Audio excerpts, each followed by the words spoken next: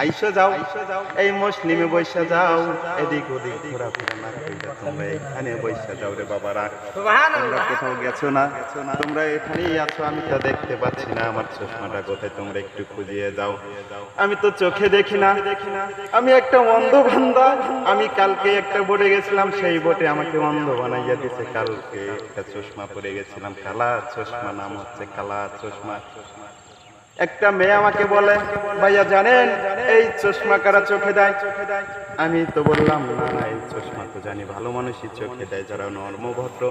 কয় না, আপনার এটা ভুল ধারণা। সেই বললাম যে আমার কেন এটা কেন ভুল ধারণা হবে, সেটা তো আমি জানলাম না। এইবার মেয়েটা বলে, দাঁড়ান আপনি একটু মিউট খান, আমি একটু বলতেছি বুঝিয়ে। বললাম যে আবার কি মিউট মানে কি, সেই মিউট খাই কেমনে, আমি তো সেটা জানি না। যদি আপনারা একটু খাওয়াইয়া দিতেন তাহলে আমি